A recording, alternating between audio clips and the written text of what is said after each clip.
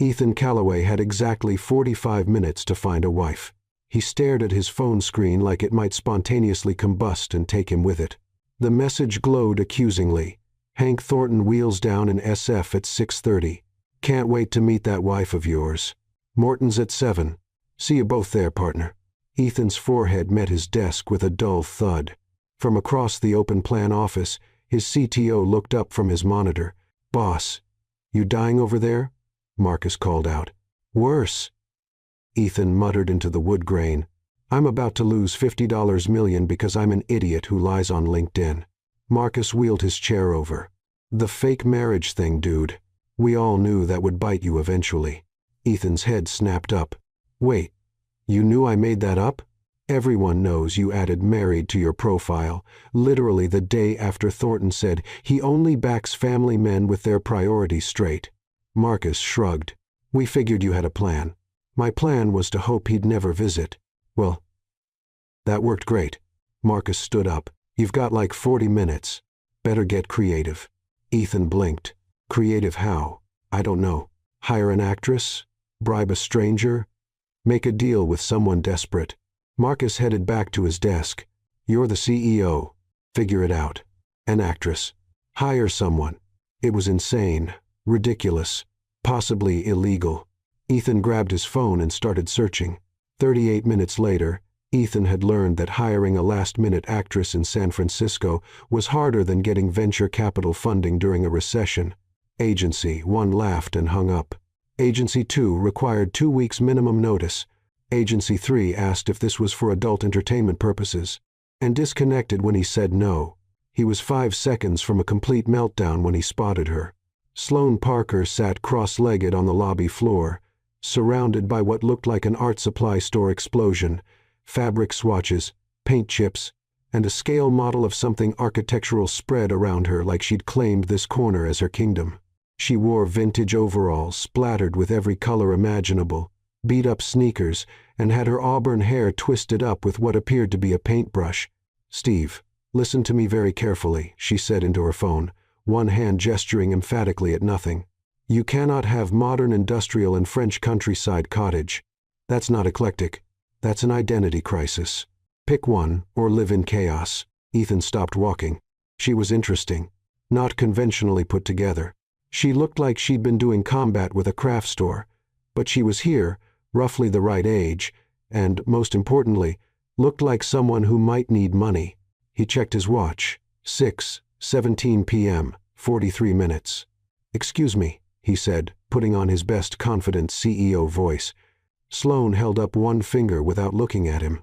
Steve, I'm going to be brutally honest. Your taste is terrible. Hire me and trust me, or hire someone else and live with your mistakes. A beat. Perfect. Thursday works. Bye. She ended the call and glanced up. Help you? You're an interior designer. You're a detective. She started stacking fabric samples, waiting for a pitch meeting with Calloway Digital Office Redesign. You work here? You could say that. Ethan's heart hammered. This was insane. But desperate times and all that. I'm going to be direct because I don't have time to be subtle. I need you to pretend to be my wife tonight. Dinner, 7. Few hours tops. Sloane froze mid-stack. Slowly, she looked up at him like he just suggested they rob a bank together. I'm sorry. Did you just say wife? Yes. Morton's Steakhouse. Major investor. Conservative guy. Long story short, I may have implied I was married. He's flying in to meet her. And if I show up alone, I lose a $50 million deal that keeps 40 employees on payroll. Beat. You're messing with me. $10,000 cash right now. Another beat. 15. Sloane said, 125. 15, or you can try Craigslist, buddy. Ethan closed his eyes. There went his Q4 marketing budget. Fine. Deal. Sloane stood and stuck out her hand. Sloane Parker, your temporary fake wife. Ethan shook it, feeling like he was having either the worst idea of his life or the best one. Maybe both. Ethan Calloway. And just so you know, I'm the CEO of Calloway Digital. Sloane's eyes went wide. You're Calloway? The Calloway from the company I'm literally here to pitch? Surprise. I just called my potential client's taste terrible to his face before agreeing to marry him. Fake marry him. Whatever. Technically, you called me a detective first. That doesn't help. Ethan checked his watch. 6:21. We have 39 minutes to turn you into a believable Texas-appropriate wife. Panic later. Sloane looked down at her paint-covered overalls. I need different clothes. I need a time machine. Guess we're both out of luck. 35 minutes later, Sloane emerged from the executive bathroom wearing a navy wrap dress that Ethan's assistant had sprint purchased from Nordstrom, something respectable, traditional, wife-like. And Ethan realized he had a problem. Cleaned-up Sloane Parker was distracting. Without the paint and chaos, she cleaned up into someone who made you look twice. Auburn hair falling in soft waves. Subtle makeup that highlighted green eyes he hadn't noticed before. And the dress fit like it was custom-made. Stop staring, Sloane said, adjusting the simple gold necklace they'd grabbed. You're doing the thing. What thing? The wow, she cleans up nice thing. Don't. I'm still the same person who insulted you 20 minutes ago. I wasn't. Yeah, you were. Sloane grabbed a clutch purse. Ground rules before we do this. 1. Minimal physical contact. Only what's necessary to sell it. 2. If he asks personal questions, you field them. 3. When this is over, you approve my design proposal and refer me to 3 other clients. That's not what we agreed. It is now. 15 grand bought you my acting skills. She crossed her arms. Take it or leave it, husband. Ethan looked at her stubborn, sharp, completely unpredictable, and knew this was going to backfire spectacularly. Deal, he said anyway. Great. Now brief me. How did we meet? Ethan opened his mouth and realized he'd prepared absolutely nothing. You didn't think of a backstory? Sloane's voice went up an octave. I was slightly busy finding a spouse. We have minutes before we meet this guy. Bookstore. Ethan blurted. We met at a bookstore. You dropped a book on my foot. Naturally, I'm the clumsy one. It was charming. Romantic. I helped you pick it up and asked for your number. When? 3 years ago. Wedding date? September. 2 years ago. Honeymoon? Italy. Tuscany. My favorite food? Ethan's brain short-circuited. How would I possibly know your favorite food? We met half an hour ago. If you're my husband, you'd know. Thai food. Ethan guessed wildly. Everyone loves Thai food. I'm allergic to peanuts. Most Thai dishes have peanut sauce. Why didn't you lead with the allergy information? The elevator dinged. Through the glass lobby doors, Ethan spotted a massive black Cadillac, the kind that screamed Texas money. Hank Thornton had arrived early. New plan. Sloane whispered as they walked. We improvise. If he asks something we don't know, we wing it together. Deal. That's a disaster waiting to happen. Got a better idea? Ethan didn't. They pushed through the doors, hands clasped together. His palm was definitely sweating. Or maybe it was hers. And Ethan felt that familiar rush. This is a terrible decision that preceded most of his business moves. A man built like a linebacker in a 10-gallon hat climbed out of the Cadillac, grinning. Ethan, my boy! Hank Thornton had a voice like gravel in a blender, mid-60s, deep tan, and the swagger of someone who'd struck oil twice before breakfast. And this must be the lovely Mrs. Calloway. Sloane squeezed Ethan's hand 3 times. You owe me big. Mr. Thornton, Ethan said, forcing his best confident smile. This is my wife, Sloane. Slow Calloway, she corrected smoothly, extending her hand with a smile that looked disturbingly genuine. It's wonderful to finally meet you. Ethan talks about you constantly. Well, I sure hope it's flattering. Hank boomed, then clapped Ethan on the shoulder hard enough to rattle his teeth. Let me get a look at you, darling. Ethan said you were pretty, but that boy undersold it. Sloane actually blushed, convincingly blushed, and Ethan felt something weird flip in his chest. Now then, Hank opened the Cadillac's door. Let's get some supper. I want to hear the whole story of how you two met. And Sloane, I hope you're hungry. I ordered us the biggest ribeyes Morton's has got. Sloane's eyes darted to Ethan. Ethan's eyes darted to Sloane. She was allergic to peanuts, possibly vegetarian or worse, and now had to eat a massive steak in front of a Texan who probably judged character by meat consumption. I love a good steak. Sloane said with a smile that looked slightly strained. They climbed into the car. Ethan Calloway had exactly 2 hours to not blow everything. Given his recent decision-making, the odds were grim. The Cadillac's leather seats were the nicest thing Sloane had ever sat on, which made it extra unfortunate that she was about to ruin them by sweating through this dress.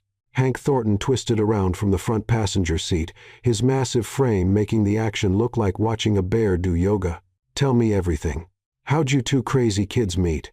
Sloane felt Ethan's hand find hers on the seat between them.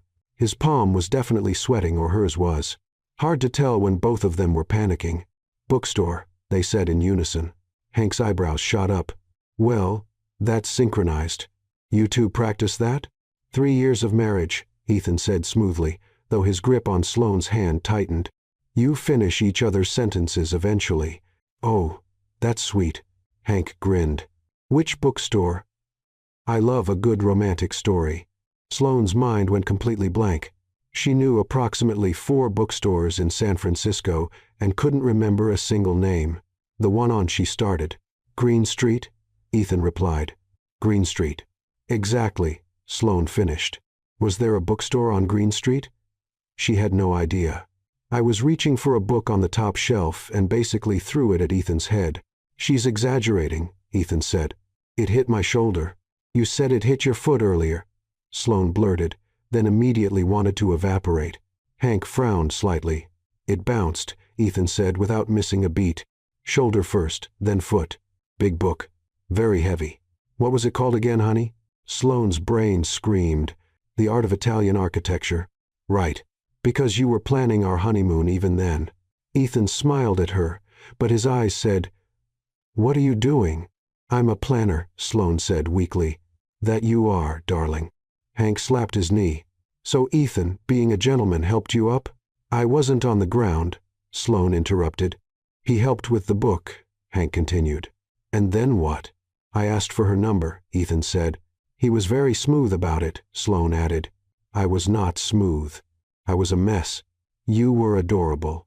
They looked at each other, and for one weird second, Sloane forgot they were lying. The way Ethan's eyes crinkled when he smiled almost looked genuine. "Young love," Hank bellowed. "I remember when I met Martha, my wife, 42 years ago at a county fair. She beat me at the ring toss, and I knew right then that's the woman I'm going to marry." "That's beautiful," Sloane said and meant it. Speaking of Martha, Hank pulled out his phone. "She made me promise to get a picture of you two. Smile." Sloane barely had time to process before Ethan's arm was around her waist, pulling her close. She automatically leaned into him. He smelled surprisingly good like cedar, and something clean, and smiled just as the flash went off. "Perfect. Martha's going to love this." Hank typed rapidly. "She's been nagging me about bringing y'all down to the ranch for a weekend. Says she needs to meet the woman who finally tied down the Bachelor CEO." Sloane felt Ethan's entire body tense beside her. "That sounds amazing," Ethan said, his voice only slightly strained.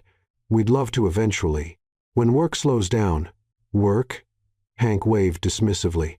"That's exactly why you need a break. Tell you what, we seal this deal tonight. I want you two in Houston next month." Martha won't take no for an answer. "Next month?" Sloane repeated faintly. "It's a date." Hank turned back around as the car pulled up to Morton's. "Now, let's eat. I'm starving enough to bite the head off a longhorn." Morton's Steakhouse was exactly the kind of place Sloane expected. Dark wood, leather booths, and the distinct smell of expensive beef and older men making business deals. The hostess, a woman named Brittany according to her name tag, lit up when she saw Hank. "Mr. Thornton, your usual table is ready." "Appreciate it, sweetheart." Hank gestured broadly.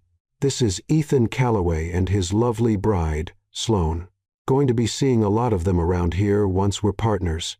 "Congratulations," Brittany smiled warmly at them. "How long have you been married?" 2 years, Sloane said. 3 years together, Ethan said simultaneously. They looked at each other. 2 years married, 3 years together, Ethan corrected. "Math is hard." "He's a CEO, not an accountant," Sloane said, patting his arm like she'd done it 1,000 times. "I handle all our important dates."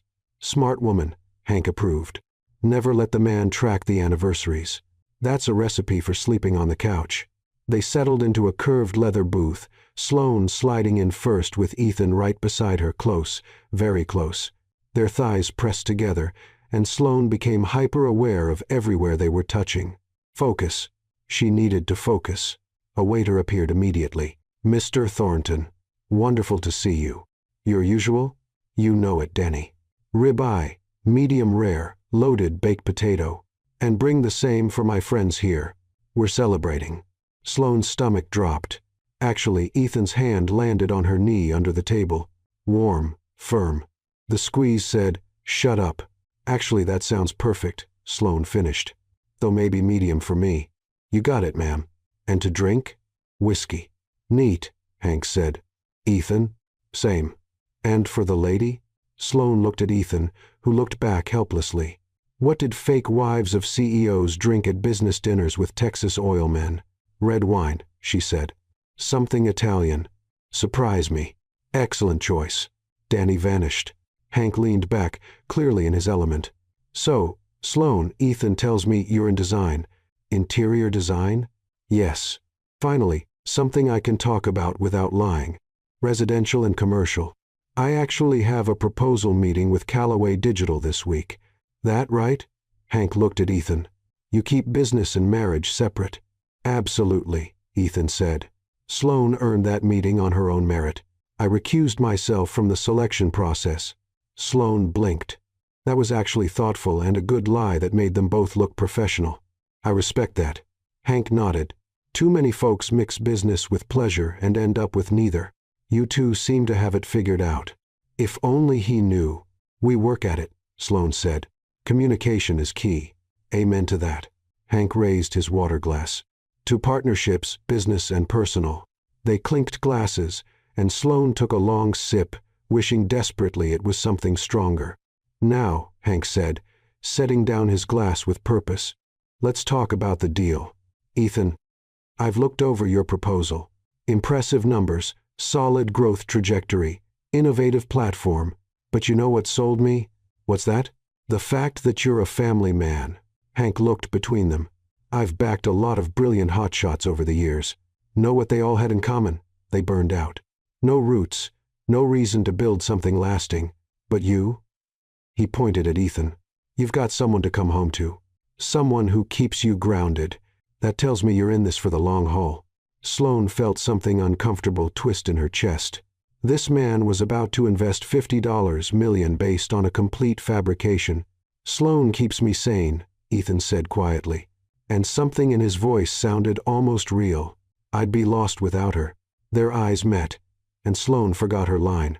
"And I'm sure Ethan drives you crazy sometimes." Hank laughed. "What's the biggest fight you two ever had?" Blank. Complete blank. "The kitchen renovation," Sloane blurted. Ethan's eyebrows shot up. "The kitchen? You wanted modern minimalist," Sloane continued, warming to the topic, because finally she knew what she was talking about. "All white, clean lines, no personality. I wanted warmth, wood tones, open shelving, actual color. We barely spoke for a week." "Who won?" Hank asked, delighted. "We compromised," Ethan said slowly, clearly improvising. "White cabinets, wood countertops, and Sloane got to pick all the hardware because she has terrible taste in handles. I do not have terrible taste. You wanted brushed nickel." "Brushed nickel? What's wrong with brushed nickel?" "It's boring." "Safe. The beige of hardware choices." Hank laughed so hard he slapped the table. "You two are the real deal. My wife and I still argue about the color she painted our guest bathroom. Been 15 years. The food arrived, saving them from further interrogation. The ribeye was enormous, probably 16 ounces of perfectly cooked beef that would normally make Sloane's mouth water, except she didn't eat red meat. She'd been pescatarian for 3 years. Sloane looked at the steak. The steak looked back at her, judging. "Dig in." Hank cut into his with enthusiasm.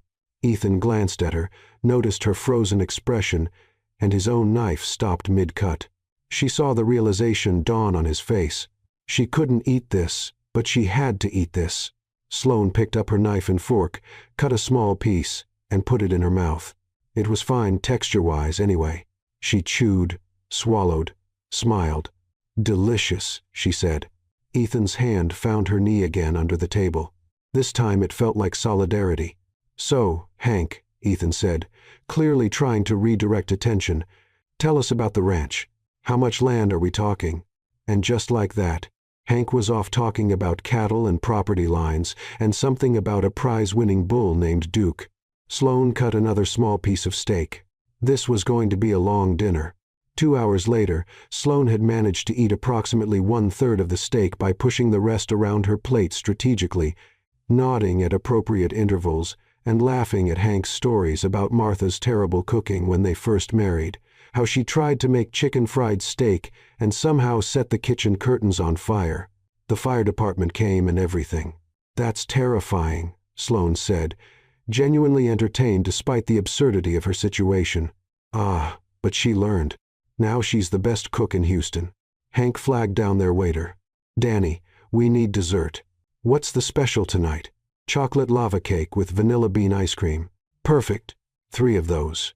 When Danny left, Hank leaned forward conspiratorially. "All right, Ethan. Let's talk numbers. Finally, the actual point of this dinner." Ethan straightened all business. "The $50 million gets you 20% equity, board seat, and—" "I'm in," Hank interrupted. Ethan blinked. "You're what?" "I'm in. 50 million for 20%. I'll have my lawyers draw up the papers tomorrow." Hank grinned. "That's what this dinner was about, son. I wanted to meet Sloane, make sure you weren't some smooth-talking playboy who'd take my money and blow it on cars and penthouses. But you're solid. You've got your priorities straight. So we've got a deal." Sloane watched Ethan's face cycle through shock, relief, and something that looked almost like guilt. That's incredible," Ethan managed. "Thank you." "Don't thank me yet. I'm going to work you hard." Hank raised his whiskey glass. To Callaway Digital's future, they toasted. Sloane sipped her wine and felt the weight of what they'd just done settle on her shoulders. $50 million based on a lie. "Now," Hank said, setting down his glass. "About that ranch visit next month, I'm thinking the weekend of the 15th. We'll have a proper barbecue. You can meet the extended family. Maybe go riding if you're up for it." "Riding?" Sloane repeated. "Horses, darling. You do ride, don't you?" "Of course," Sloane lied. Because what else was she going to say? Ethan's hand was back on her knee. His grip said, "We'll figure it out later." "Perfect," Hank beamed. "Martha's going to be thrilled. She's been wanting to teach someone her brisket recipe." The desserts arrived, providing a brief reprieve. Sloane took a bite of the chocolate lava cake and nearly moaned. This she could eat. "Someone's enjoying dessert," Ethan murmured next to her, amused. "Quiet, fake husband," she whispered back. His lips twitched. "Yes, fake wife." Their eyes met again, and Sloane felt that weird flutter from earlier. Probably just the wine or the stress, or the fact that she'd just helped commit what might technically be fraud. Nothing to worry about. Nothing at all. The Cadillac dropped them back at Callaway Digital's building at 10:47 p.m. "You two have a wonderful night," Hank said, waving from the window. "I'll be in touch tomorrow." Ethan and Sloane. "Can't wait to see you in Houston." "Looking forward to it," Sloane called back, her smile so fixed her face hurt. They watched the Cadillac pull away. The moment it turned the corner, they both exhaled simultaneously. "We just lied to a billionaire for 2 straight hours," Sloane said. "We did. He's investing $50 million based on a fake marriage." "Yep. And now we have to go to Texas next month to his ranch, where I'll have to ride horses. I don't know how to ride and learn brisket recipes." "That's accurate." Sloane turned to look at Ethan. "Are you freaking out?" "Because I'm freaking out. I'm deeply freaking out." "Good. We're on the same page." They stood there in the empty plaza, the San Francisco fog rolling in, both processing what they'd just done. "For what it's worth," Ethan said finally, "you were incredible in there. The kitchen renovation story. The way you handled the bookstore, you're a natural liar. That's not the compliment you think it is." "Fair point." He ran a hand through his hair. "Look, I know this got way more complicated than we planned. We didn't have a plan. But I'll figure something out. The ranch visit, the follow-up dinners, he's probably going to want all of it. You won't have to keep doing this." Sloane looked at him, rumpled suit, tired eyes, genuine concern on his face, and made a decision she'd probably regret.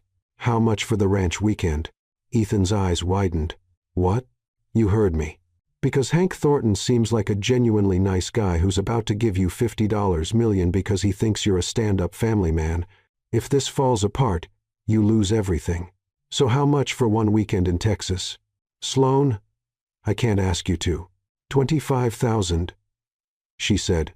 Plus you approve my design proposal and you personally recommend me to 5 other companies. Take it or leave it. Ethan stared at her like she'd grown a second head. You're serious? Completely. Why would you do this? Good question.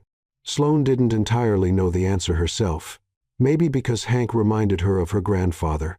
Maybe because she'd seen Ethan's face when the deal closed, pure relief mixed with terror. Maybe because she needed the money and the connections more than she needed her dignity. Let's just say I'm invested now, she said. So deal?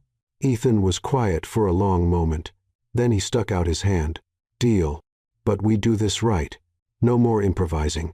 We create a real backstory. Get our story straight. Practice until it's believable. Sloan shook his hand. When do we start? Tomorrow, 6 p.m., my place. Bring questions. He pulled out his phone.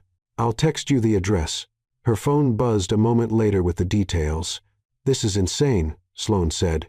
We're going to get caught. Probably. And yet we're doing it anyway. Ethan smiled, a real smile this time. Tired, but genuine. Welcome to the worst decision of your life, Mrs. Calloway. It's Ms. Parker in real life. Thanks. Right. Sorry, Miss Parker. He started backing toward the parking garage. See you tomorrow, 6 p.m. Don't be late. Wouldn't dream of it. Sloan watched him disappear into the garage, then looked down at her phone. The address glowed on the screen.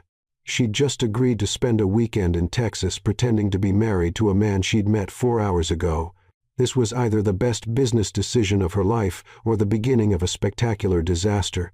Possibly both. Definitely both. Ethan's apartment was not what Sloan expected.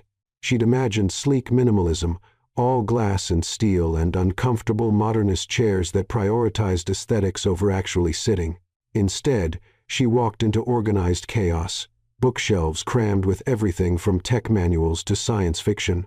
A worn leather couch that looked actually comfortable, framed concert posters from bands she recognized, and a kitchen that suggested someone who cooked occasionally but not obsessively. This is Sloan trailed off. A mess. Ethan emerged from the kitchen holding 2 bottles of beer. I wasn't expecting company until, well, yesterday. I was going to say human. She accepted the beer. I expected a showroom. This looks like someone actually lives here. Disappointed? Relieved, actually. Means you're not a complete robot. She spotted a guitar case in the corner. You play? Used to. No time anymore. Ethan gestured to the dining table, which he'd covered with printed documents. I made study guides. Sloan walked over and stared. There were spreadsheets, color-coded spreadsheets with tabs labeled Our Story, important dates, shared memories, and something called Couple Quirks. She picked up the first page. You made a presentation about our fake marriage. We have 1 month to become convincingly married. That requires preparation. Ethan pulled out a chair. Sit. We have work to do. You're insane. I'm thorough. There's a difference. Sloan sat, scanning the first page. How we met? He'd written out 3 different versions of the bookstore story with notes on which details to emphasize. Version C seems most believable, she said, pointing. The part about me being on a ladder makes the book dropping more logical. Agreed. That's what I thought too. Ethan sat across from her, clicking a pen. Okay, first question. Siblings? 1 older brother, Marcus. He's a lawyer in Seattle. You? Only child. Parents. Mom's a high school art teacher in Portland. Dad passed when I was 12. Car accident. Ethan looked up from his notes. Something soft crossed his face. I'm sorry. It's okay. Long time ago. Sloan took a sip of beer. Your parents? Both alive. Dad's a retired engineer. Mom was a nurse. They live in Sacramento now. They're intense. Intense how?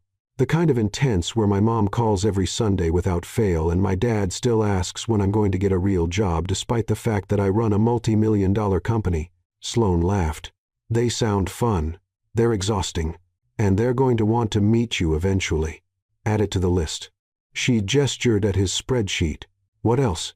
They spent the next hour going through basics. Favorite movies. His The Matrix. Hers Amélie. College degrees. His Stanford Computer Science. Hers Rhode Island School of Design. Worst habits his working until 2 a.m. Hers leaving half-finished coffee cups everywhere. How they handle arguments. Apparently, they talk it through like adults, which they both agreed. Sounded fake, but whatever. Okay, Ethan said, flipping to a new page. Pet names. Do we use them? Sloane wrinkled her nose. Do we have to? Hank called his wife Darlin about 40 times at dinner. It's a Texas thing. Fine. But nothing weird. No honey bunch or sugar plum or whatever. Agreed. I was thinking simple honey occasionally. Maybe babe if the situation calls for it. And I'll call you. Sloane considered. Probably just Ethan. Maybe babe if I'm annoyed with you. Why would you be annoyed if we're faking being in love? Because that's realistic. All couples get annoyed with each other. She grinned. It adds authenticity. Ethan made a note. That's actually smart. I have my moments. He looked at her over the spreadsheet, and Sloane felt that flicker again, the same one from the car last night. His eyes were really green up close. When had she noticed that? Next section, Ethan said, clearing his throat. Physical affection. Oh no. We have to discuss it? Do we though? His voice was patient but firm. Married couples touch each other, hand-holding, casual touches, sitting close. If we're stiff and awkward, people will notice. He was right. She hated that he was right. Fine. What are the rules? Ethan pulled out another color-coded sheet. Of course he had a sheet. I propose a system. Green light, hand-holding, arm around waist or shoulders, sitting close. Yellow light, quick kisses on cheek or forehead, hugs. Red light. Anything more intimate, unless absolutely necessary for the situation. You traffic lighted our fake marriage physical contact. I'm a visual learner. Sloane couldn't help it. She burst out laughing, real, genuine laughter that made her eyes water. You're the most ridiculous person I've ever met. Is that a compliment? I honestly can't tell. She wiped her eyes. Okay, fine. Green, yellow, red. Got it. But we should probably practice. Ethan froze, mid-sip of his beer. Practice? You just said, we'll look stiff and awkward if we're not comfortable. So Sloane stood up and held out her hand. Come on, fake husband. Let's practice not being weird. Ethan stared at her hand like it might bite him. Then slowly he stood and took it. His hand was warm, slightly calloused, probably from typing, maybe from the guitar he didn't play anymore. Her hand fit into his better than it should, fingers interlacing naturally. See, Sloane said, her voice coming out slightly breathier than intended. Not weird. Not weird, Ethan echoed, but he was looking at their joined hands with an expression she couldn't quite read. Now you put your arm around me. Why? Because that's what you did when Hank took the photo, and it needs to feel natural. Ethan hesitated, then slowly slid his arm around her waist. Sloane stepped closer, close enough to feel the warmth radiating off him, close enough to smell that cedar scent from the car. How's this? Ethan asked quietly. Good. Natural. Her heart was beating faster than it should for a practice session. We look like a couple. I don't know. I can't see us. Right. Dumb question. But neither of them moved apart. They stood there in his living room, her hand in his arm around her waist, and Sloane became acutely aware of how tall he was, maybe 6'1" to her 5'6", and how her head fit perfectly at shoulder height. We should practice other stuff, she said. What other stuff? I don't know, the cheek kiss thing. Right. Yellow light territory. Do you want to, or should I? Ethan leaned down and pressed a quick kiss to her cheek. It was brief, almost businesslike, but Sloane felt it all the way down to her toes. Your turn, he said, voice rougher than before. Sloane stood on her tiptoes. When did he get so tall? And kissed his cheek. His skin was warm, and he smelled even better up close. And this was supposed to be practice, so why did it feel like something else entirely? She stepped back quickly. Great. We're pros. Totally natural. Completely natural, Ethan agreed, but his ears were slightly red. Should we, Keep working on the spreadsheet? Yes, good idea. Spreadsheet. They sat back down at the table, both very focused on the papers in front of them, and definitely not thinking about how that practice session felt more real than it should have. 3 hours later, they'd covered everything, from her fake favorite vacation spot Tuscany, from their honeymoon that never happened, to his fake proposal story, sunset at Baker Beach, very romantic, completely fabricated. Last thing, Ethan said, fighting back a yawn. It was almost 10 p.m. The ranch weekend. Hank said something about activities, riding horses, barbecues, probably meeting a dozen relatives who will all ask us questions. I meant to tell you, Sloane said. I've never ridden a horse. What? You heard me. I'm from Portland. We had bikes, not horses. Ethan dropped his head into his hands. This keeps getting better. It's fine. How hard can it be? You sit on the horse walks, you don't fall off. That's not how it works. Then we'll take a lesson before we go. Add it to the preparation list. The list is already insane. Then we'll make it work because we don't have another choice. Sloane stood and stretched, her back cracking. I should go. It's late. Ethan walked her to the door. Same time tomorrow. We should practice conversations, work on finishing each other's sentences naturally. You want me to come back tomorrow? We have 3 weeks until Texas. We need every day we can get. Sloane looked at him serious, determined, clearly stressed about pulling this off, and felt something shift in her chest.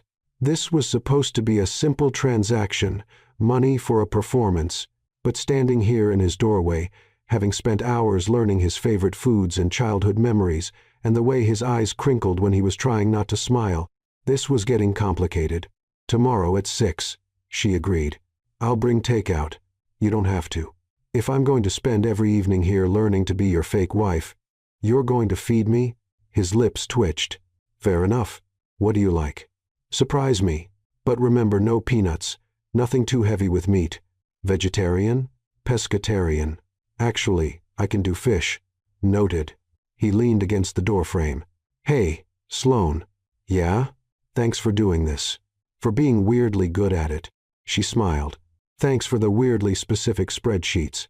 Very on brand for you. Good night, fake wife. Good night, fake husband. Sloane made it to her car before she let herself think about how easily those words had come out, how natural it felt to stand in his space, learn his stories.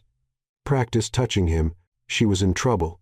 Big, complicated, definitely going to end badly trouble. But $25,000 was $25,000, and she'd committed now. She started the car and drove home, trying very hard not to think about the way Ethan's cheek had felt under her lips. The next 2.5 weeks fell into a rhythm. Every evening at 6, Sloane showed up at Ethan's apartment. They'd eat dinner. He proved surprisingly competent at ordering good food and run through their scripts. Some nights, they practiced conversations. Other nights, they watched movies together on his couch, learning to sit close without it feeling forced. Real couples don't sit on opposite ends of the couch, Sloane had said one night during their Casablanca viewing. Fine. Ethan had moved to the middle, then awkwardly lifted his arm. Is this? Sloane had scooted over and tucked herself against his side. This is fine. It was more than fine. It was comfortable in a way that made her forget this was all pretend. They took a riding lesson at a stable in Marin. Sloane fell off her horse twice. Ethan laughed so hard he nearly fell off his, and by the end they were both sore and ridiculous, and somehow better at this whole fake marriage thing. You scream like a cartoon character, Ethan had said, helping her up after fall number 2. You laugh like a hyena having a breakdown. That specific? I stand by it. On their 18th practice session, Sloane arrived to find Ethan in his kitchen actually cooking. You cook? She asked, surprised. Occasionally. Don't get excited. It's just pasta. He gestured to the stove, where something that smelled incredible was simmering. Figured we should have at least one meal where we cook together. Couples do that, right? In theory. Sloane washed her hands. What can I do? Garlic bread. Ingredients are on the counter. They moved around each other in the kitchen with surprising ease. Sloane prepping the bread while Ethan stirred the sauce. Their movements synchronized without thinking about it. When he needed butter, she handed it to him. When she needed a knife, he passed one over. We're kind of good at this, Sloane observed. At cooking? At being domestic together. Ethan looked at her, something unreadable in his expression. Yeah, we kind of are. They ate at his dining table, the one they'd spent so many nights studying at, and talked about nothing important. Her latest client meeting, his argument with Marcus about code optimization, whether pineapple belonged on pizza, she said yes. He said absolutely not. They agreed to disagree. It felt like a real date, which was dangerous. 1 week, Ethan said as they cleaned up. Then we're flying to Houston. Ready to meet the extended Thornton family? Are you? I know your childhood pet's name, your college roommate's worst habit, and exactly how you take your coffee. I'm as ready as I'll ever be. Ethan dried the last plate, then turned to face her. Can I ask you something? Sure. Why'd you really agree to extend this? The ranch weekend, all these practice sessions, $25,000 is good money, but you could have just taken the 15 and walked away. Sloane considered lying, considered making it purely about the business connections or the money. But they'd spent 2.5 weeks learning to be honest with each other, even if the honesty was about a fake relationship. Honestly, I'm not entirely sure, she admitted. Maybe because Hank reminds me of my grandpa. Maybe because I'm too invested in your company getting that funding now. Or maybe... She paused. Maybe because this is the most fun I've had in years, even if it's completely fake. Ethan was quiet for a moment. It doesn't always feel fake. Sloane's breath caught. No, it doesn't. He stepped closer. Sometimes it feels like the most real thing in my life right now. They stood there in his kitchen, closer than the green light rules strictly allowed, and Sloane knew they were crossing a line they'd carefully drawn 3 weeks ago. Ethan. His phone buzzed loud and insistent, breaking the moment. He checked it and grimaced. It's Hank, probably confirming our flight details. You should answer. Yeah. But he didn't move immediately. Sloane. Answer the phone, she said gently. We'll talk later. Ethan nodded and took the call, walking toward his bedroom. Hey, Hank, how's it going? Sloane exhaled slowly, gripping the edge of the counter. 1 week. 1 weekend. Then this would all be over, and she could go back to her normal life, where she didn't spend every evening with a man she was increasingly having trouble thinking of as fake anything. This was fine. Everything was fine. She was definitely not falling for her fake husband. Definitely not. The Thornton Ranch was not a ranch. It was a sprawling estate that made Ethan's nice apartment look like a storage closet. As their rental car rolled up the mile-long driveway, Sloane counted 3 separate buildings, a massive barn, what appeared to be a guest house, and more land than she'd seen in one place outside of national parks. You didn't mention he was wealthy, Sloane said, gripping her seatbelt. I thought that was implied by the $50 million investment, Ethan replied, but his knuckles were white on the steering wheel. There's rich, and then there's I own a small-town rich. This is the second one. Before Ethan could respond, the front door burst open, and a woman with silver hair and a smile that could power Houston emerged. They're here. Martha Thornton was exactly what Sloane imagined a Texas grandmother would be. Big hair, bigger personality, and a floral dress that somehow worked on her. She practically ran down the front steps. Hank, get out here. The kids are here. We're 30, Ethan muttered. We're kids to them. Smile. Sloane plastered on her best fake wife smile and opened her door. Martha reached her first, pulling her into a hug that smelled like vanilla and home. Sloane, I've been dying to meet you. Hank showed me your picture. But you're even prettier in person. Thank you so much for having us, Mrs. Thornton, Sloane said, returning the hug. Oh, honey, call me Martha. Mrs. Thornton was Hank's mother, and she was a piece of work. Martha released Sloane and moved to Ethan, giving him the same treatment. And you, Hank says you closed that deal. Congratulations. Couldn't have done it without Sloane, Ethan said smoothly and reached for Sloane's hand. The gesture was automatic now, 3 weeks of practice making it muscle memory. Hank appeared in the doorway, grinning. Well, don't just stand in the driveway. Come on in. We've got the whole weekend planned. The inside of the house was somehow both enormous and cozy. Wood beams, leather furniture, family photos covering every surface, and the distinct smell of something baking. I made peach cobbler, Martha announced proudly. Hank said you love dessert, Sloane. Sloane had literally never told Hank that, but she wasn't about to argue. My favorite. Good. Now let me show you to your room so you can freshen up. Martha headed for the stairs. We put you in the blue guest room. It's got the best view of the property. Sloane and Ethan exchanged a look. Room. Singular. Of course it was singular. They were married. Married people shared rooms. Neither of them had thought about this. The blue guest room was beautiful. King-sized bed with a quilted comforter, windows overlooking acres of Texas landscape, and absolutely zero sleeping options besides the one bed in the center of the room. Bathrooms through there? Martha gestured. Fresh towels are in the cabinet. Dinner's at 6. But come down whenever you're ready. We're casual folk. The moment she left, closing the door behind her, Sloane turned to Ethan. One bed.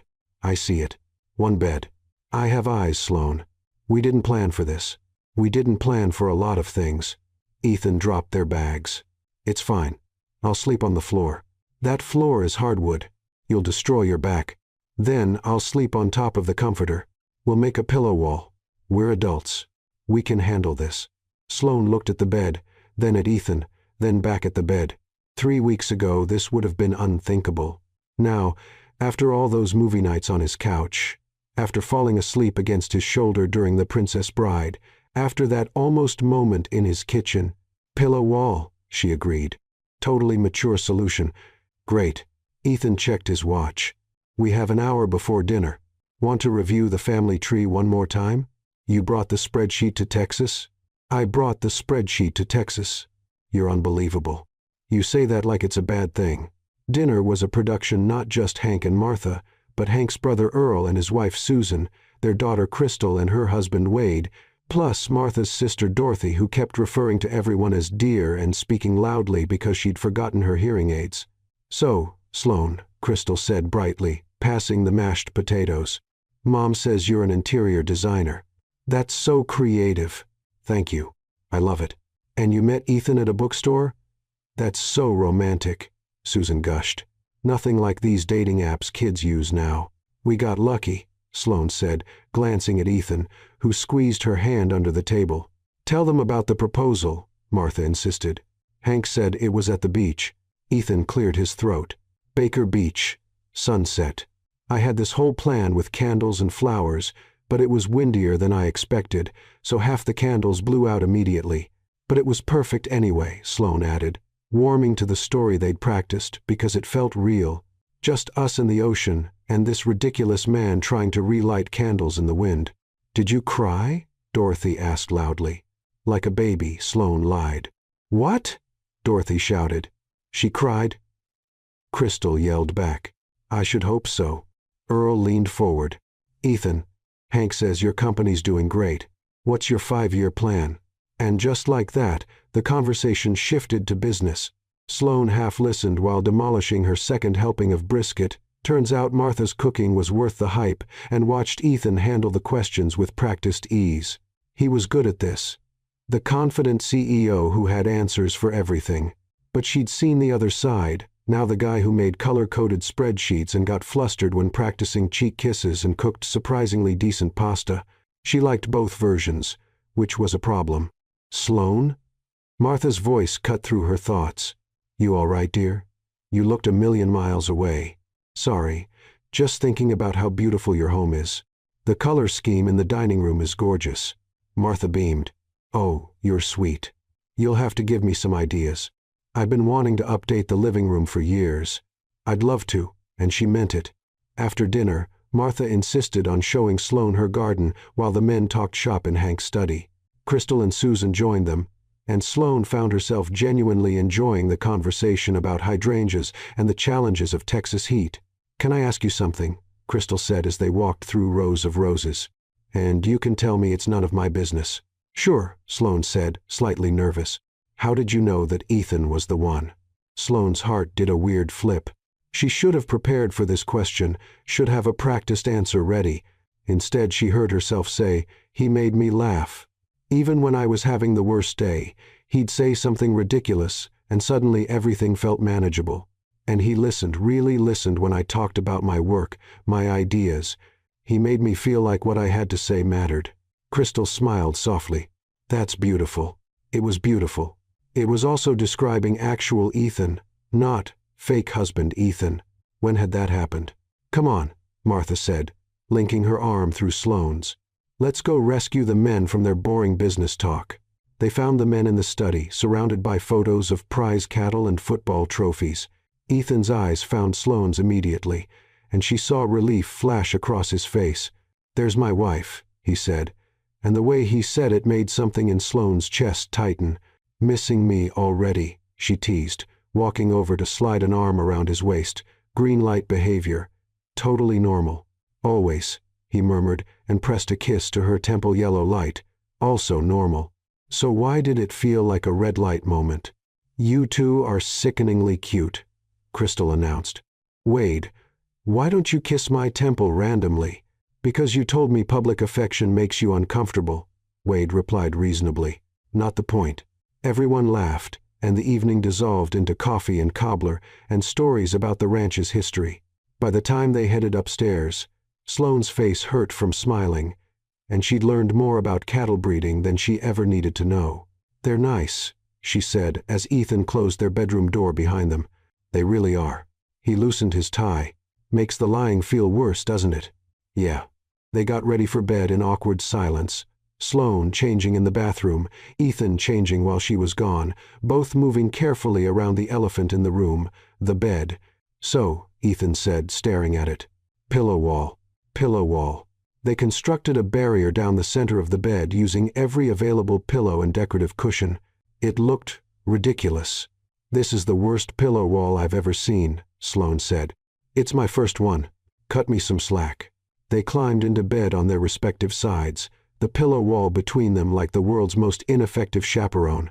Good night, Ethan said to the ceiling. Good night, Sloane replied to her side of the room. She could hear him breathing, could feel the warmth of him through the pillows, could smell his cedar scent on the sheets. This was going to be a long night. Sloane woke up to sunshine streaming through the windows and the distinct absence of a pillow wall. Also the distinct presence of Ethan's arm around her waist. She froze. They'd somehow migrated to the center of the bed. Pillows scattered across the floor, and they were spooning, full-on spooning. His chest pressed against her back, his face buried in her hair, his arm heavy and warm around her middle. She should move. She needed to move. She didn't want to move. You awake? Ethan's voice was rough with sleep, vibrating against her back. Yeah. The pillow wall failed, I noticed. Neither of them moved. We should probably... Yeah. Still didn't move. Sloane.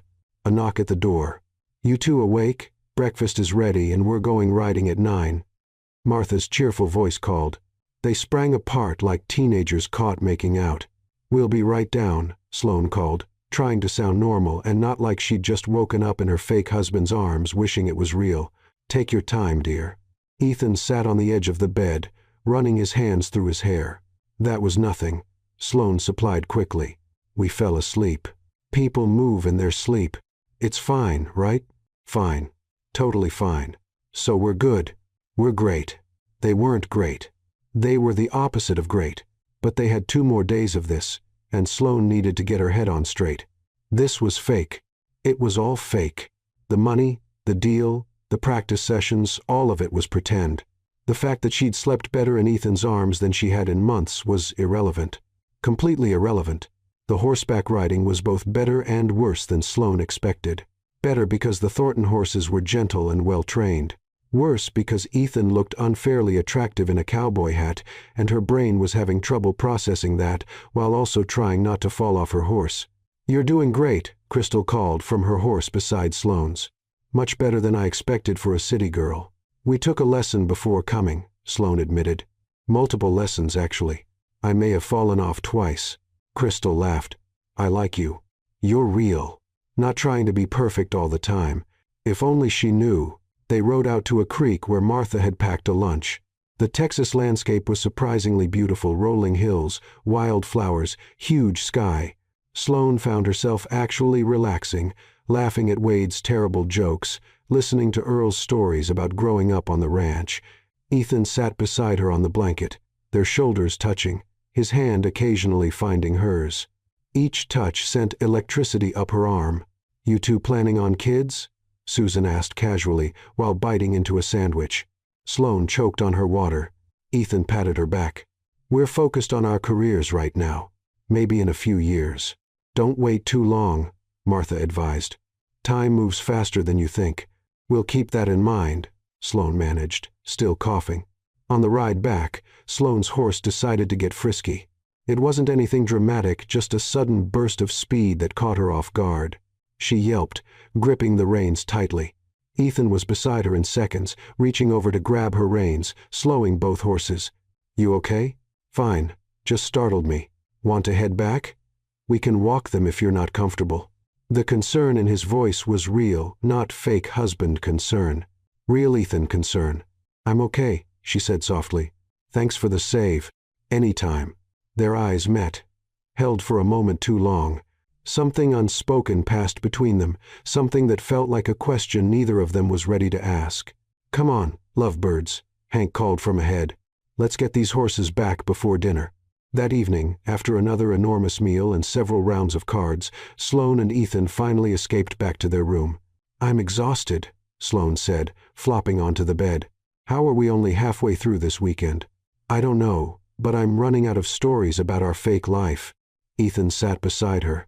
"Susan asked me what kind of wedding we had, and I panicked and said intimate ceremony, which apparently means she wants to see photos. Photos we don't have." "Photos we definitely don't have," Sloane said, sitting up. "We tell them the photographer lost them. Computer crash. All the files corrupted. We only have phone pics." "You're terrifyingly good at lying." "I'm improvising." "There's a difference." Ethan smiled, that real smile she'd grown to recognize, the one that reached his eyes. "For what it's worth, you're the best fake wife I've ever had. I'm the only fake wife you've ever had. Still the best." They sat there on the bed, close enough that she could count the green flecks in his eyes, and Sloane felt the moment shift, felt it become something that wasn't green light or yellow light, but somewhere in the dangerous red zone. "Ethan," she whispered. "Yeah. What are we doing?" "I don't know." His hand came up to cup her cheek, thumb brushing her cheekbone. "But I don't want to stop." He leaned in slowly, giving her time to pull away. She didn't. Couldn't make herself care that this was breaking every rule they'd established. Their lips met softly, tentatively, not a fake kiss for appearances. A real kiss for them. Sloane's hands found his shoulders, pulling him closer, his arms wrapped around her waist. The kiss deepened, and she forgot about pillow walls and spreadsheets and the fact that this was supposed to be pretend. It felt real. It felt right. It felt like the beginning of something that would absolutely destroy her when this weekend ended. Ethan pulled back first, resting his forehead against hers. "That was a mistake," Sloane finished, even though she didn't believe it. "Right. A mistake. We're just tired, caught up in the moment." "Exactly." Neither of them moved apart. "Should we talk about this?" Ethan asked. "Probably." "Are we going to?" "Probably not." "That seems healthy." "Despite everything," Sloane laughed. "We're a disaster. The worst. Want to build another pillow wall?" "Not even a little bit." "Me neither." They lay down together this time without pretense. His arm around her, her head on his chest, listening to his heartbeat. "This doesn't change anything," Sloane whispered. "After tomorrow we go back to normal. This was just the weekend." "Just the weekend," Ethan agreed, but his arm tightened around her. Sloane closed her eyes and tried to ignore the fact that her heart was screaming that this was the least just thing that had ever happened to her. Tomorrow they'd deal with reality. Tonight she'd let herself pretend this was real. Sunday morning arrived with the kind of sunshine that felt personally offensive given Sloane's emotional state. She woke up still in Ethan's arms, his face inches from hers, and had approximately 3 seconds of peace before reality came crashing back. They'd kissed. They'd kissed and then agreed to pretend it meant nothing. "You're thinking too loud," Ethan mumbled, eyes still closed. "I'm not thinking anything." "You're thinking about last night." "I'm thinking about breakfast." Ethan opened one eye. "Liar. Takes one to know one." He smiled slightly, then seemed to remember their situation and sat up, running a hand through already messy hair. "We should probably talk about—" "Nope." Sloane climbed out of bed. "We agreed. Weekend only." What happens in Texas stays in Texas. That's Vegas. The principle applies. She grabbed clean clothes. Last day barbecue this afternoon, then we fly home tonight. We just need to get through a few more hours. Right. A few more hours. Ethan looked like he wanted to say more, but Sloane was already heading for the bathroom. She needed space, distance, something to remind her that this wasn't real, no matter how real it felt. The barbecue was a full production, not just the immediate family, but neighbors, friends, and what seemed like half of Houston. Martha had set up tables in the backyard. Hank was manning an enormous grill, and country music played from speakers Sloane couldn't locate. Big finale, Crystal said, appearing beside Sloane with 2 beers. Mom goes all out for Sunday barbecues. Fair warning, people are going to want to know your entire life story. Great, Sloane said weakly. Also, Aunt Dorothy brought her church group. They're very interested in when you're having babies. Even better. Crystal laughed. You'll survive. Just stick with Ethan. You two are cute when you're overwhelmed together. Were they really that obvious? Sloane found Ethan talking to Earl about something tech-related. The moment he saw her, his whole face changed, softened, and he immediately reached for her hand. There you are, he said, pulling her close. Earl was just telling me about the new security system they installed. Fascinating, Sloane lied politely. Earl chuckled. I'll spare you the details, sweetheart. Ethan, come find me later if you want the specs. The moment Earl left, Ethan leaned down. You okay? Why wouldn't I be? Because you've got your fake smile on. The one you used during that first dinner with Hank. Sloane blinked. I have a fake smile? Left corner of your mouth doesn't quite reach. Real smile is more symmetrical. He said it casually, like he hadn't just revealed he'd spent enough time studying her face to notice details like that. You're too observant. Occupational hazard. Before Sloane could respond, Martha descended with a woman who had to be at least 70 and was wearing a bedazzled denim vest. Sloane, this is my friend Patricia. She wanted to meet the girl who finally got Ethan to settle down. Patricia looked Sloane up and down appraisingly. You're prettier than I expected. Good bone structure. How old are you, dear? 29. Sloane answered automatically. Still got time for a few kids then? Patricia nodded approvingly. Ethan looks like he'd make handsome babies. You planning to start trying soon? Sloane felt Ethan's hand tighten on hers. We're enjoying married life first, he said smoothly. No rush. Don't wait too long, Patricia warned. My daughter waited until she was 35 and had to do all that fertility treatment nonsense. Cost them a fortune. We'll keep that in mind, Sloane managed. Patricia wandered off to interrogate someone else, and Sloane exhaled slowly. I need a drink, she muttered. Same. They escaped to the beverage table, grabbed beers, and found a quieter corner of the yard near Martha's rose garden. 5 more hours, Ethan said, checking his watch. Then we're on a plane home. And then what? He looked at her. What do you mean? I mean, we did it. You got your funding. Hank loves us. The deal is closed. So what happens next? Ethan was quiet for a long moment. I guess we go back to normal. You do your design work. I run my company. We. He trailed off. We what? I don't know. He turned to face her fully. Sloane. Last night was a mistake. She cut him off, even though the words hurt to say. We were tired. Caught up in playing pretend.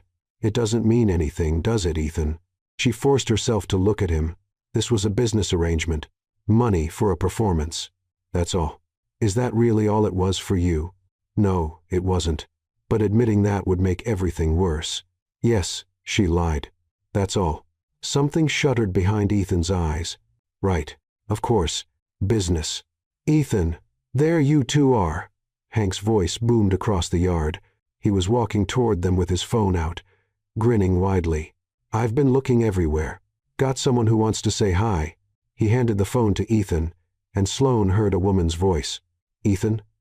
Honey, is that you? Ethan's face went pale. Mom. Oh no. Hank called me. Said you and your wife were at his ranch. Your wife, Ethan. When exactly were you planning to tell your mother you got married? Sloane watched Ethan's expression cycle through panic, guilt, and resignation. Mom, I can explain. I'd love to hear it. And I'd love to meet this Sloane I'm just now finding out about. There was definitely an edge now. Put her on the phone. Ethan looked at Sloane with genuine fear in his eyes. She took the phone. Hi, Mrs. Calloway. I'm Sloane. Hello, Sloane. The voice was frosty. I'm Linda, Ethan's mother, who he apparently forgot to mention his marriage to. I'm so sorry. We wanted to tell you in person. When was the wedding? Sloane's mind raced. September. 2 years ago. 2 years. Linda's voice could have frozen the Texas heat. You've been married for 2 years, and we're just hearing about it now. We eloped. Sloane improvised desperately. It was very small.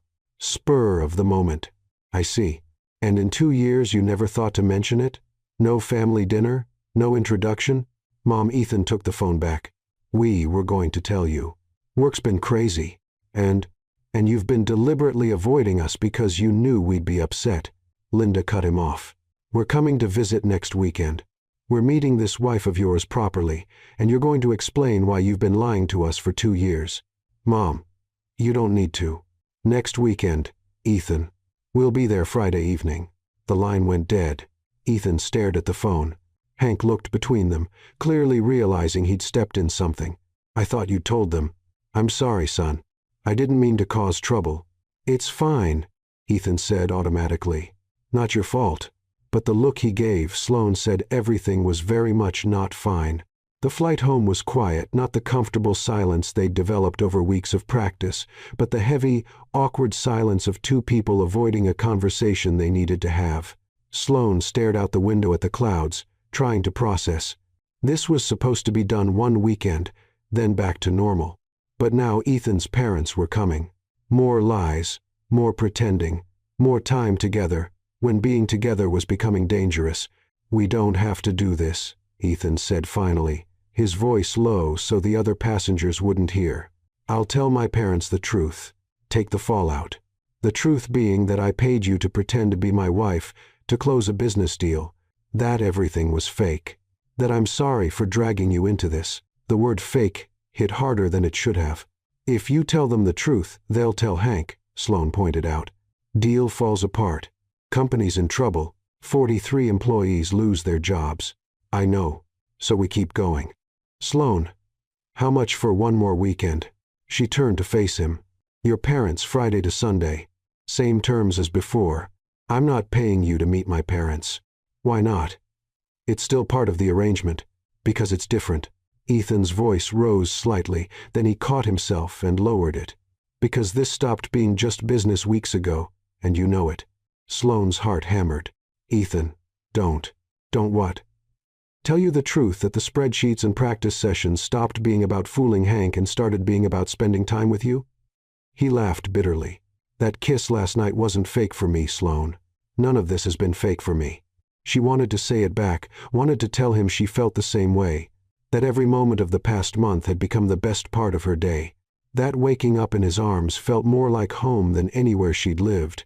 But this was built on lies.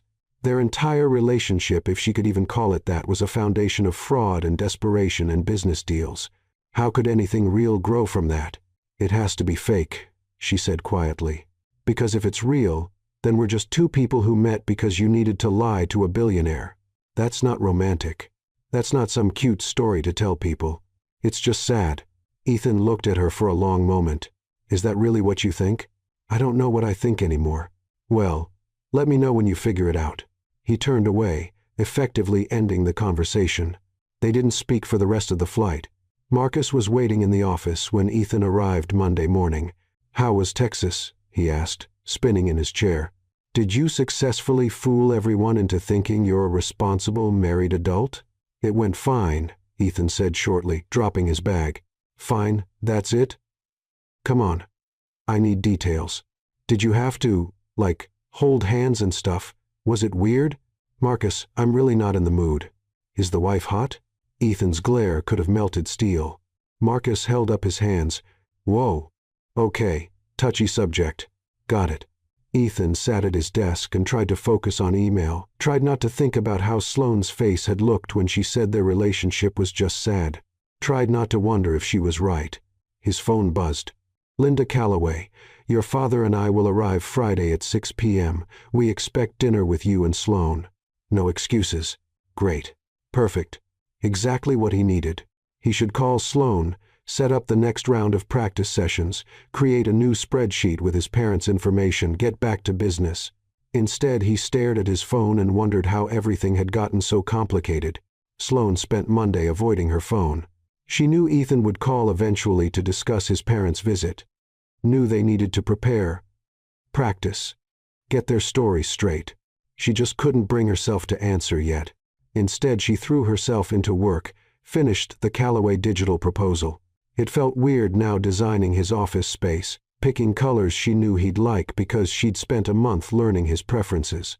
She had a meeting with another potential client Tuesday. Life was moving forward. So why did it feel like she'd left something important in Texas? Her phone rang for the 5th time. Ethan again. She let it go to voicemail. A text appeared. "We need to talk about Friday." Then another, "Please call me back." And finally, "Look, I know yesterday was complicated, but my parents are coming and we need a plan." Sloan stared at the messages, professional, practical, back to business, just like she'd said they should be. So why did it make her want to cry? She typed back, "Come over tomorrow at 6. We'll prep." His response was immediate. "Thank you." Nothing else. No jokes, no banter, no warmth. This was what she wanted, right? Keep it professional. Keep it fake. It didn't feel like what she wanted at all. Tuesday at 6. Ethan showed up at Sloan's apartment for the first time. She'd given him the address, told him to bring whatever information he had on his parents. When she opened the door, he looked tired, bags under his eyes, hair less perfectly styled than usual.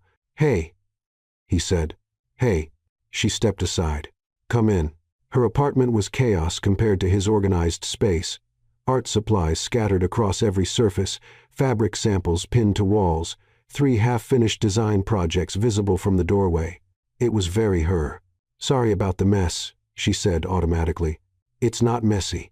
It's creative." He set down his laptop. "Your place is great. You don't have to be polite." "I'm not. I mean it."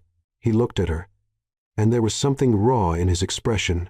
"Sloan, can we talk about your parents?" She cut him off. "Tell me about them." Ethan's jaw tightened, but he nodded. "Right. Parents."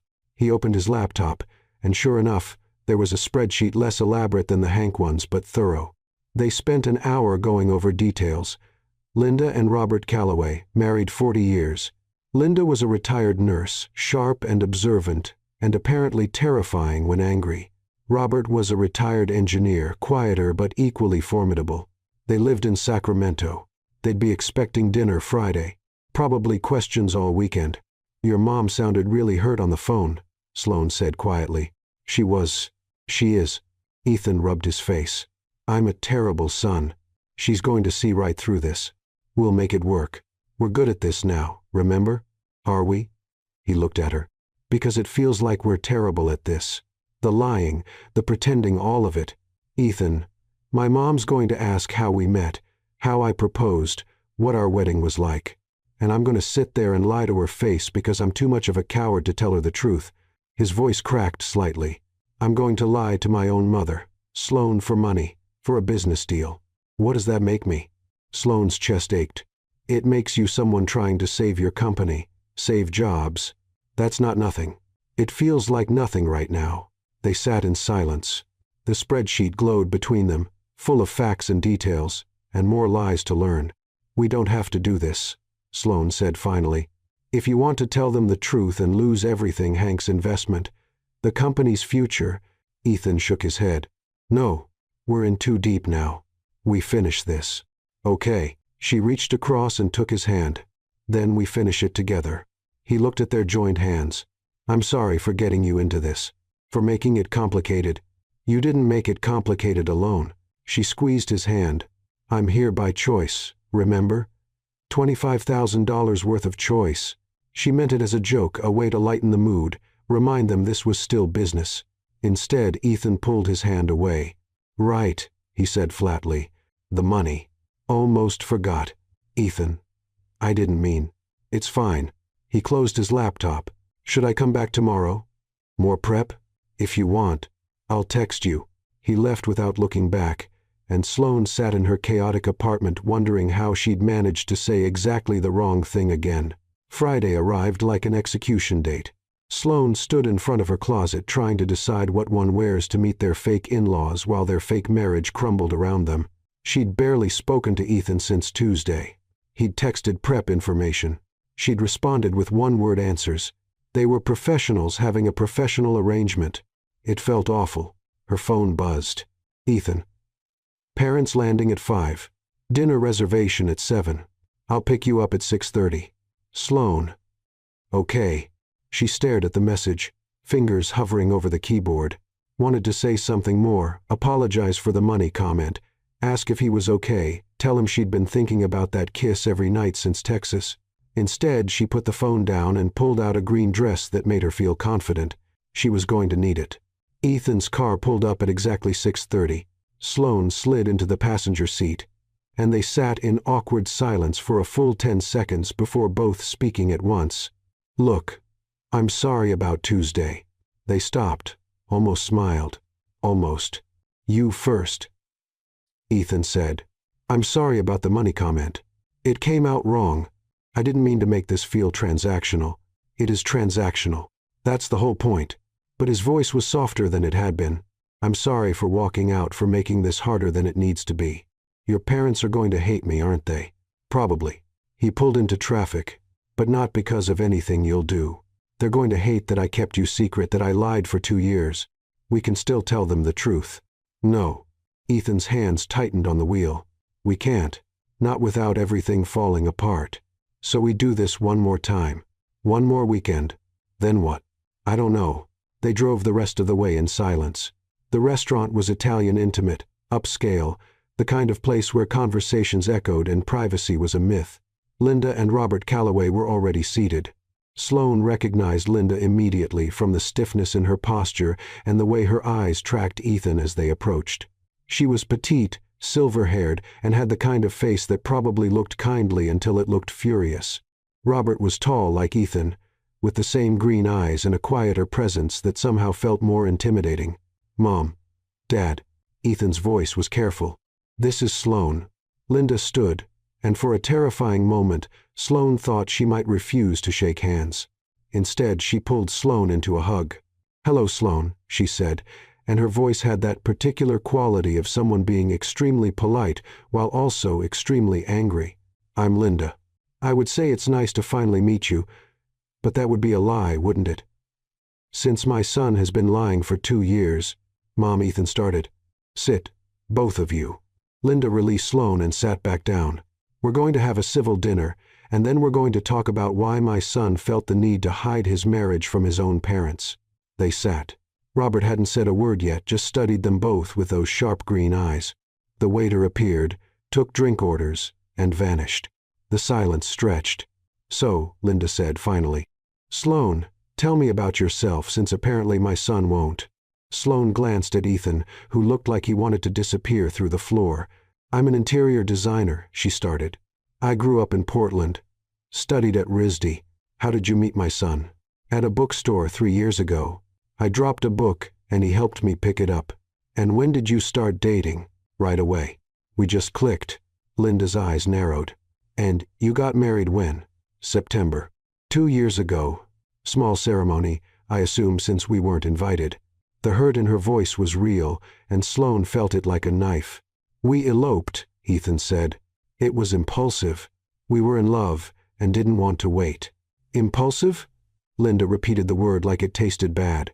You've never been impulsive a day in your life, Ethan. You plan everything. So why exactly would you impulsively elope and then never mention it to your family? Because I knew you'd be upset, Ethan said quietly. About the marriage? About me not being ready, not being settled enough. You and Dad always said I worked too much, that I'd never find balance. His voice cracked slightly. I didn't want to hear I told you so when it inevitably fell apart. Sloane's heart stopped. Linda's expression softened fractionally. Oh, honey. Wait.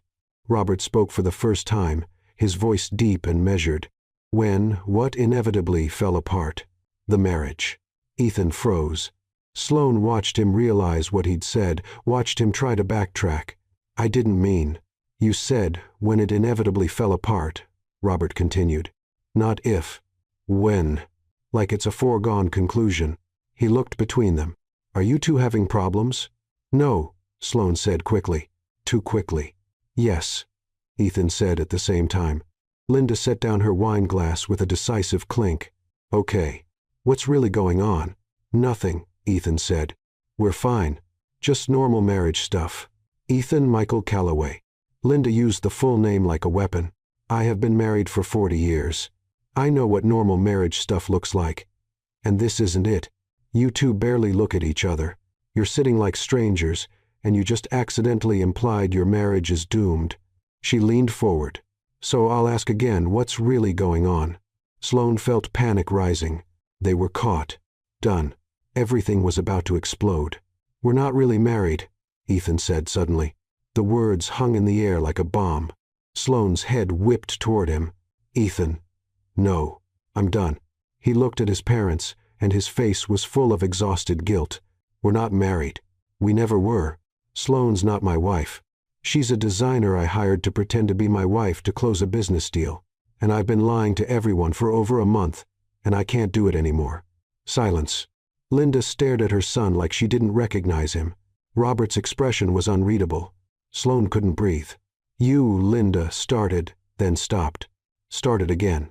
You hired her? Yes. For a business deal. Yes. And you've been lying to Hank Thornton, to his entire family, to us. Yes. Ethan's voice was barely a whisper. Robert stood up. We're leaving. Dad. You lied to us, Ethan. Looked us in the eye and lied. His voice was quiet, which somehow made it worse. We'll talk when you're ready to be honest. Actually honest. Linda stood too, but she paused to look at Sloane. I'm sorry you got dragged into this.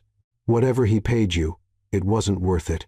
Then they were gone, walking out of the restaurant and leaving Ethan and Sloane sitting in the wreckage. They sat in silence for a full minute. Well, Sloane said finally, that went great. Ethan laughed a broken, slightly unhinged sound. I just blew up my entire life. Why did you do that?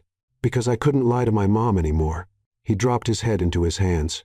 Because I was sitting there watching her hurt, and I realized I couldn't keep doing this, not even for $50 million.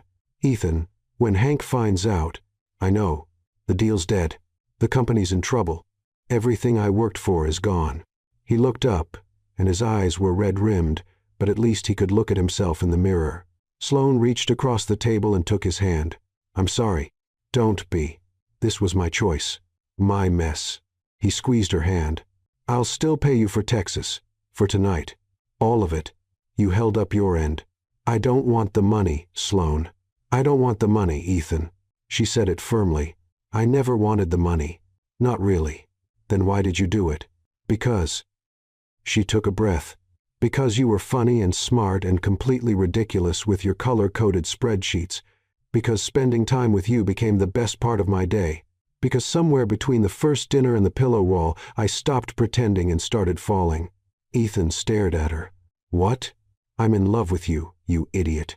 The words tumbled out, unstoppable, real. Real love. Not fake wife love. And it's terrifying because it started as a lie, and I don't know how to trust it, but it's real, Ethan. At least for me, it's real. Sloane. And I know I pushed you away. I know I said it had to be fake because I was scared. But watching you just blow up your entire life to tell your mom the truth, she laughed, tears starting. That's the most real thing I've ever seen. Ethan stood up, came around the table, and pulled her to her feet. I'm in love with you too, he said. I think I have been since you called my taste in hardware boring and meant it. That's a weird moment to fall in love. You're a weird person. He smiled through tears. Says the man who makes spreadsheets about relationships, fake relationships, which this isn't. Not anymore. He kissed her right there in the middle of the restaurant. And this time there was no pretending. No performance, just them. Finally honest. Finally real. When they broke apart, Sloane was smiling through tears. Your company's still in trouble, she pointed out. Yeah. Your parents hate you. Probably. Hank's going to pull the funding. Definitely. So what do we do? Ethan thought for a moment. We tell the truth. Call Hank. Explain everything. Take whatever comes. He tucked a strand of hair behind her ear. And then we figure out how to have a real relationship. One that doesn't involve lying to billionaires. That sounds terrifying. Completely. I'm in. They called Hank from Ethan's apartment, put him on speakerphone, and sat on the couch, the same couch where they'd practiced being married, learned each other's favorite movies, fallen asleep during Casablanca. Ethan? Sloan? Hank's voice boomed through the speaker. What's going on? It's late for a business call. Hank. I need to tell you something, Ethan said. And you're not going to like it. He explained everything. The LinkedIn lie, the fake marriage, Sloan's involvement, Texas, all of it. The silence on the other end was deafening. So let me get this straight, Hank said finally. You lied about being married to close my deal. Yes. Brought a woman you just met to my ranch and had her pretend to be your wife. Yes. Lied to my wife, my family, everyone. Yes. Ethan's voice was steady despite everything. And I'm sorry, Hank. I'm genuinely sorry. It was wrong. I was desperate and scared. And I made a terrible decision. More silence. You know what the really stupid thing is? Hank said. Your platform is actually brilliant. Your team is solid. Your business plan is sound. I would have invested anyway. Ethan blinked. What? I made the family man thing a priority because I've backed too many hotshots who imploded. But you've got integrity. Just proved it by calling me to confess when you could have kept lying. Hank chuckled. You're a terrible liar, son. But you're a good man. I don't understand. The deal's still on. Same terms. But Ethan. Yes? Don't lie to me again. I value honesty over perfection. I won't. I promise. Good. Now about Sloan. You really love her? For real this time? Ethan looked at Sloan, who was staring at the phone in shock. Yeah, for real. Then you better treat her right or Martha and I will have words. She really liked that girl. The sound of Martha's voice in the background. Tell them they're coming back for Christmas. Hank laughed. You heard the woman. Christmas at the ranch. And Sloan bring design ideas for the guest house. Martha wants a renovation. Yes. Okay. Thank you. Sloan's voice was shaky. Don't thank me. Just build a great company and be happy. That's all I ever wanted. A pause. And Ethan, call your mother. She's probably worried. The line went dead. Sloan and Ethan stared at each other. Did that just happen? Sloan asked. I think so. He still wants to invest? Apparently. Even after everything? I don't understand it either. They started laughing, real, gasping, relief laughter. Ethan pulled Sloan into his arms, and she buried her face in his shoulder. We're the luckiest idiots alive, she said. I still need to call my parents, Ethan said after a moment. That's going to be rough. Want to come with me for moral support? To Sacramento? Tomorrow we'll drive up. I'll grovel. You can charm them with your design expertise. Sloan pulled back to look at him. You want me to meet your parents for real? I want you to meet them as my actual girlfriend, not my fake wife. Just you. He kissed her forehead. If you want to. No pressure, no payment, just because I'd really like my mom to know the person I'm in love with. When you put it that way, Sloan smiled. Yeah. Let's go meet your parents. The drive to Sacramento the next morning was entirely different from the tense silences before. They talked, really talked, about what they wanted, where this was going, how to navigate a relationship that started with elaborate lies but somehow became the most honest thing in either of their lives. We should probably go on an actual date, Ethan said as they passed Davis. Like a normal couple. We've had plenty of dates. Those were practice sessions.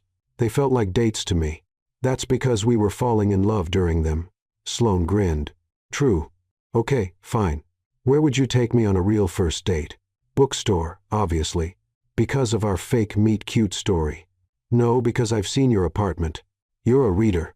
I want to watch you get excited about books and then buy you coffee and hear about all the designs you're working on. He glanced at her. Real stuff. No scripts. That sounds perfect. Tomorrow night, it's a date. They pulled up to his parents' house, a modest ranch style in a quiet neighborhood, and Sloan's nerves kicked in. What if they hate me? She asked. They won't. Your mom looked pretty mad yesterday. She was mad at me, not you. Ethan took her hand. And once she knows the truth, the real truth, that we fell in love despite the insane circumstances, she'll come around. Probably. My mom's complicated, but she values honesty. And we're being honest now. They walked to the door together. Ethan knocked. Linda opened it, and her expression was guarded. Then she saw their joined hands the way they stood close, and something shifted. "Hi, Mom," Ethan said quietly. "Can we talk?" Linda studied them for a long moment. Then she stepped aside. "Come in. Your father's in the garage, but I'll get him." "And Ethan?" "Yeah? This better be the truth this time." "It is. I promise." 2 hours later they sat in the Calloway living room drinking coffee and piecing together the wreckage. Ethan had explained everything again, slower this time, answering every question. Linda had cried. Robert had looked disappointed in a way that was somehow worse than anger. But they'd listened. "So you're actually together now?" Linda asked. "This isn't another performance." "We're actually together," Sloane confirmed. "I know the circumstances were ridiculous." By ridiculous, Robert interjected. "But somewhere in all the lying and pretending we found something real." Sloane looked at Ethan. "I didn't expect to fall in love with him, but I did." Linda was quiet for a moment. "Then I can't say I approve of how this started." "I don't expect you to," Ethan said. "But," Linda continued, "I've watched you two this morning, the way you look at each other, the way you communicate without words." She smiled slightly. "That's not something you can fake." "Not really." "So you believe us?" Ethan asked hopefully. "I believe you're in love. I believe you made terrible choices that somehow worked out." Linda stood and walked over to them. "And I believe you're going to spend a very long time making this up to us." "I will. However long it takes." Linda pulled Ethan into a hug. "You scared me, honey. Don't do that again." "I won't. I promise." She released him and turned to Sloane. "And you design, girl." "Yes, ma'am." "You're good for him. I can see that. Just try to keep him honest." "Okay. I will." "Good." Linda smiled, a real smile this time. "Now I want to hear everything. The real story this time. How you actually fell in love, not the bookstore nonsense." They spent the rest of the afternoon telling the truth. The desperate office lobby meeting, the terrible first dinner, the spreadsheets, the practice sessions, Texas, all of it. Robert laughed at the pillow wall story. Linda got teary during the part about the kiss. And by the time the sun set, it felt like maybe, just maybe, everything was going to be okay. 3 months later, Sloane stood in the Calloway digital offices, admiring her finished design work. The space had transformed. Warm wood tones balanced with modern glass. Pops of color that made it feel alive. Ergonomic furniture that didn't sacrifice style. It was her best work, and she knew it. "It's perfect," Ethan said, coming up behind her and wrapping his arms around her waist. "You're brilliant." "I know." She leaned back against him. "When do the employees move in?" "Monday." "Marcus is already complaining about having to pack his desk." "Marcus complains about everything." "Fair point." He kissed her temple, that yellow light gesture that had become habit. "You ready for tonight?" Tonight was dinner with Hank and Martha, who were in town for business. Real dinner. No lies. Just 4 people who'd become unexpected friends. "Ready?" She turned in his arms. "Think Martha will ask about wedding plans again?" "Definitely." "What should we tell her?" Ethan grinned. "That we're taking it slow. Dating properly. Not rushing into fake marriages. Probably smart." Sloane paused. Although, I wouldn't be opposed eventually to a real wedding. With real vows. And your mom's approval this time." Ethan's expression softened. Yeah. But like, way in the future. After at least a year of normal dating. Define normal. You know, dates without spreadsheets. Couch time without practicing. Just us, being us. We're pretty good at that now. We really are. They stood there in her finished office space, and Sloane thought about how far they'd come from a desperate lobby meeting to this. Real relationship, real love, real future. "Hey," Ethan said suddenly. "Want to get dinner before dinner?" "That doesn't make sense." "Sure it does. We get food now, casual place. Just us. Then we do the fancy dinner with Hank and Martha later. So a date? A real date? Our first official one, technically, since all the others were technically practice or obligation." Sloane laughed. "You're ridiculous. You love it." I really do." They left hand in hand, and as they passed Marcus's desk, he called out, "Hey, boss, still can't believe you married a fake wife." "We're not married." Ethan and Sloane yelled back in unison. "Yet?" Marcus added helpfully. Sloane looked at Ethan. "He's not wrong." "No," Ethan agreed, pulling her closer. "He's really not." Outside, San Francisco sparkled in the late afternoon sun. They had dinner reservations, a business that was thriving, families who'd forgiven them, and a relationship built on terrible decisions that somehow became the best decision either of them had ever made. Not bad for a fake marriage. Epilogue. 1 year later, the bookstore on Green Street, the one from their fake meet-cute story, was closed for a private event. Inside, 50 people gathered among the shelves. Fairy lights, flowers, books everywhere because of course there were. "This is insane," Sloane whispered, adjusting her simple white dress. "You picked it," Crystal reminded her, grinning. "Intimate bookstore wedding, very on brand. I meant the whole thing. Getting married for real after pretending to be married. Life's weird like that." Music started, nothing traditional, some indie song they both loved, and Sloane walked down the makeshift aisle between bookshelves. Ethan stood at the front next to Marcus, who'd been designated best man despite his constant terrible jokes. He wore a suit but no tie compromise, and he was definitely crying.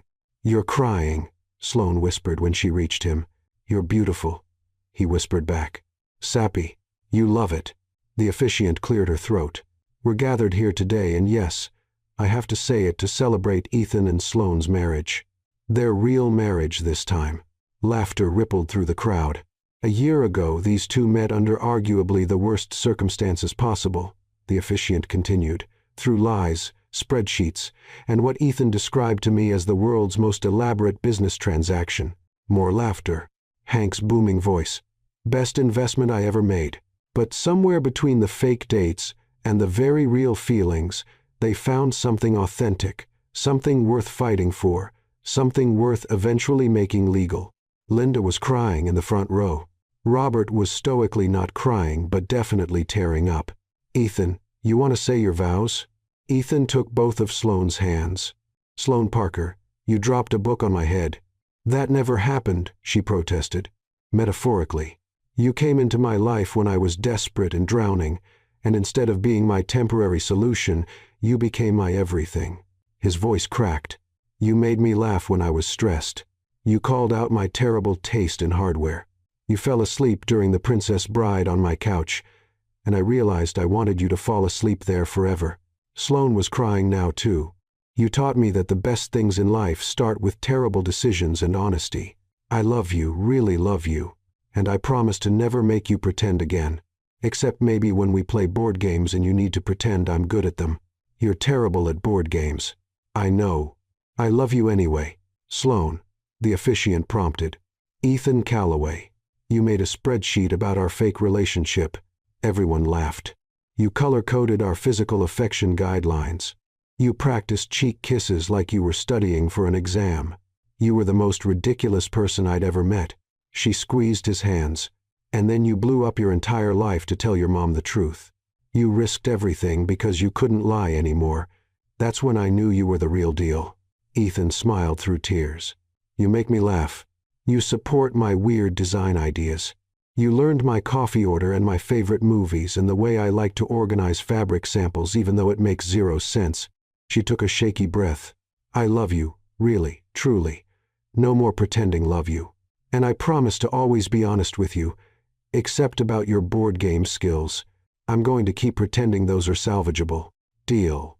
Then, by the power vested in me by the state of California, and with significantly more legality than the last time you two pretended to do this, I now pronounce you married. For real, this time. You may kiss." Ethan pulled Sloane close and kissed her while 50 people cheered. Marcus whistled inappropriately loud, and somewhere in Texas Martha Thornton smiled. It wasn't the wedding either of them had imagined. It was better because it was real. The end.